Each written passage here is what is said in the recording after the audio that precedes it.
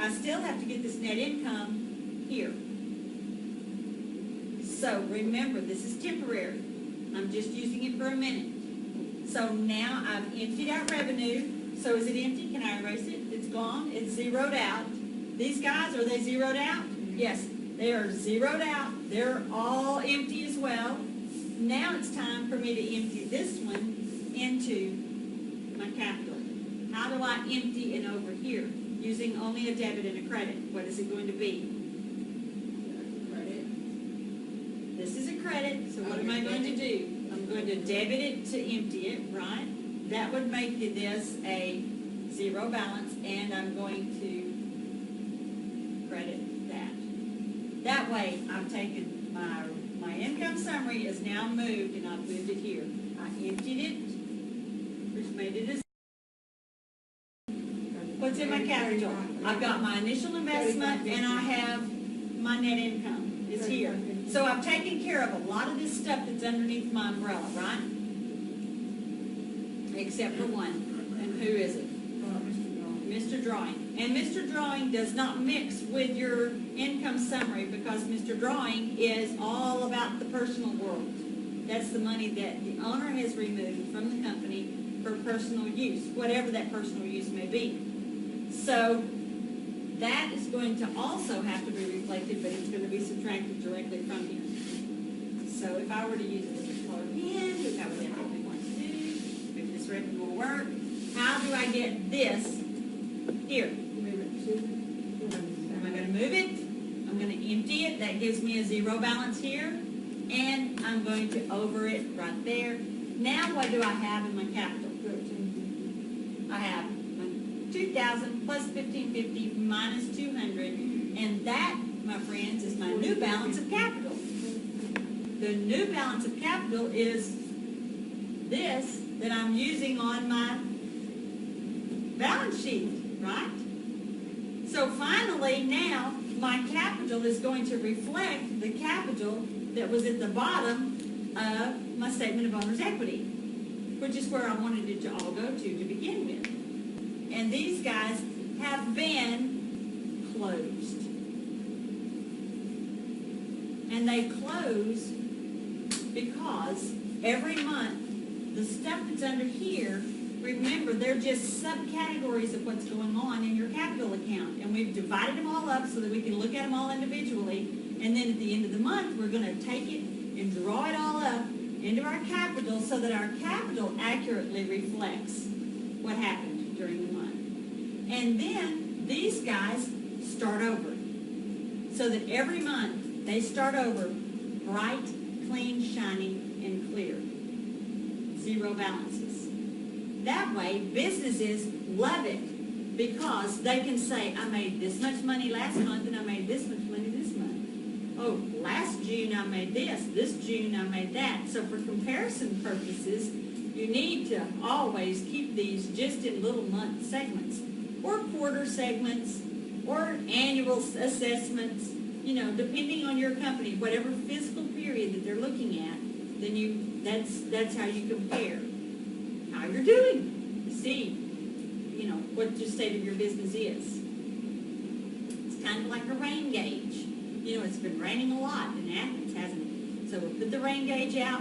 One day it rained so much that I thought TVCC was going to be wiped away. Y'all, were you on campus when you saw the flood coming through? Anybody live on campus? Did you see? Yeah. The river, as it ran through, literally the banks rose up, didn't it? Mm-hmm. So, if you had a rain gauge, you would look at the rain and you would say, oh my goodness, it rained 4 inches today. You put the rain gauge back out and let it just continue on, and then next week you can look and go, oh, well, I wonder how much it rained today, because it's been collecting rain, you know, every little drip since then. No, what do you do with the rain gauge? You look at it and you say 4 inches, you pour it out, you put it back out there so that you can say it rained 4 inches yesterday and it rained 2 inches today. So you're comparing time periods to time periods. So this is just like that rain gauge. You have to dump it out so that you can compare it fresh and clean, new, and it starts over every month with a zero balance. These are the last 4 columns of my worksheet. Because remember, that worksheet is very helpful. You can do all of this stuff by working with the figures off of that worksheet. And as I'm looking at these, I see drawing and revenue and all of those expenses. Is that what's underneath capital? Can you see your umbrella sitting here? Capital is never closes. The things across the top, assets equal liabilities plus owner's equity, and our capital is reflective of owner's equity. Those three guys are called permanent accounts. They do not close. They just keep going and going and going and going. Okay? It's going to look like this. Closing entries, and I have my revenue. It's just the opposite because my revenue normally would have had a credit balance. So I'm doing just the opposite, and I'm putting it into income summary. There's all of my expenses that I'm putting into income summary. Then I'm closing the balance of that into capital, and then I'm closing my drawing. Looks much more confusing when you're looking at it like this. So draw you a picture and move it with the empty and over, and it will work for you. Empty it and move it over. Mark in your debits and credits in your picture version, and then you can see, okay, there's my debit and there's my credit. You can visualize it, each one. Of course, once you put it in your general journal, what do you have to do? Move it from your journal to your ledger, right? And once you do that, then you'll know that it's exactly right because the balance, the running balance in your capital account is going to end with what your statement of owner's equity says was in your capital. This is a post to capital. Okay, now look at it logically. This capital right here, that was that investment that was already there, right? What is this representing? A credit to capital. Can you see your T account right here? Here's my T for capital. This is my plus, this is my minus. Can you see it? What is this?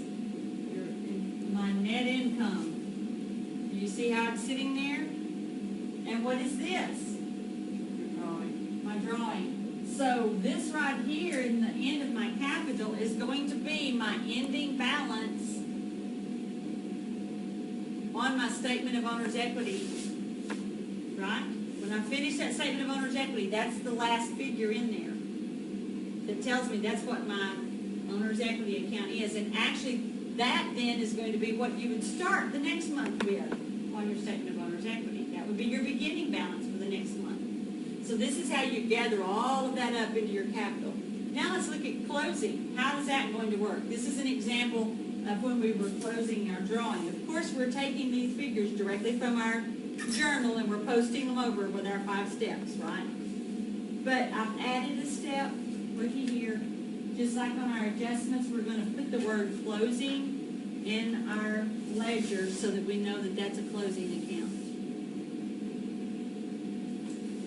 I had 150 in there. Can you see your T? Here's my drawing. Can you see it? We had 150 in there. And how would I empty it? I would empty it and over, right?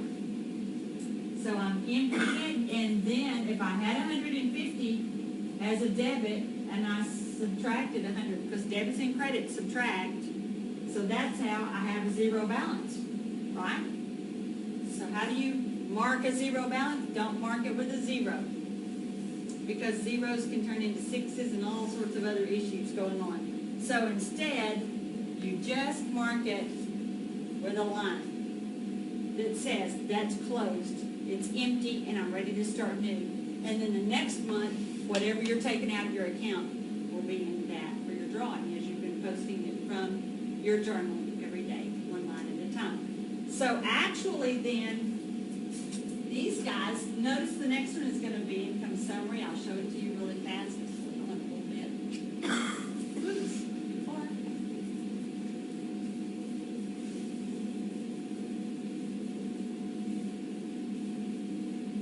So as I'm looking here, this is income summary. Notice everything was all about closing in my income summary because I only take it out one time. I take it out right as I'm doing my closing statements and I mess with it, then I'll put it back until next time. We'll be using it a little bit more later, but for right now, this is all that we're using the income summary account for. The first one, what did I do? I put in my net income. Here's my T account. Can you see it? I said this side was revenue because here was my umbrella. Are you kind of seeing my drawing earlier? And I said those were my expenses. So I took my revenue, I emptied it, and I overed there. I did the same thing with my expenses, which then gave me what kind of a balance? 2150 goes here.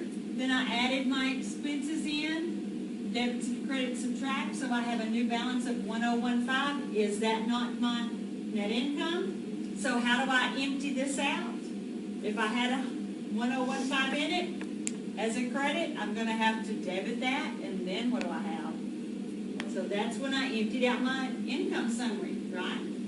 All of those things have all been done in your journal. This is just seeing it once it was posted over here to this account. And then all of your revenues and all of your expenses are going to look like this. They're going to end with that double line across it. Questions?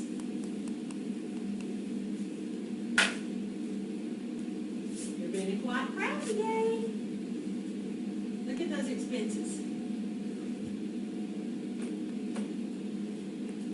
They're all going to close.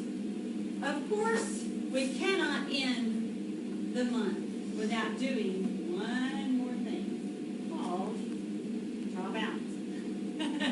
Right? We do those all the time.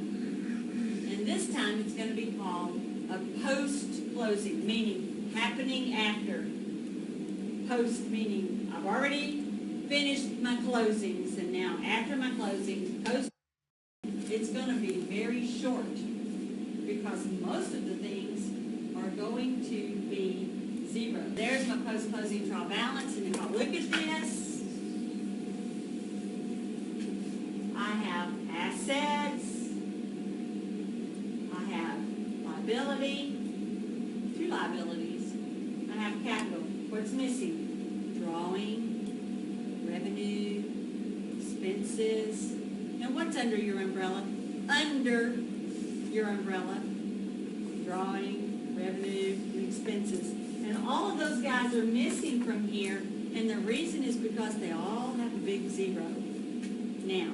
So they're all zeroed out. So at the end, after you have finished this, then you're going to come back in and double check it one more time, making sure that all of your debits equal all of your credits. And that's your post-closing trial balance, which is just a picture of what your balance is. So now your books are up to date because you have gone through, you've journalized everything all month long, posted it in your ledger all month long. Then at the end of the month, by the way, accountants are busy at the end of the month. Because what happens at the end of the month? You have to wait until that time to find out what supplies did you use. And could that be a long list? Yes, it could. You have to find out about all those insurance policies. You have to find out about all those accrued wages that you possibly had going on out there. And all of that other kind of extra stuff, right? That happened in the night. Those were our adjustments. You have to wait till the end of the month to do those. Once you have those on your worksheet, you journalize them in your journal, then you post them to your ledger. Then you finish up your worksheet and you do your three statements. Because those three statements need to know the revenue and the expense amount. So you do those statements first before you do your closing. Then you close everything in that umbrella so that your capital account reflects what those statements said. And then you start over. So this is a complete accounting cycle.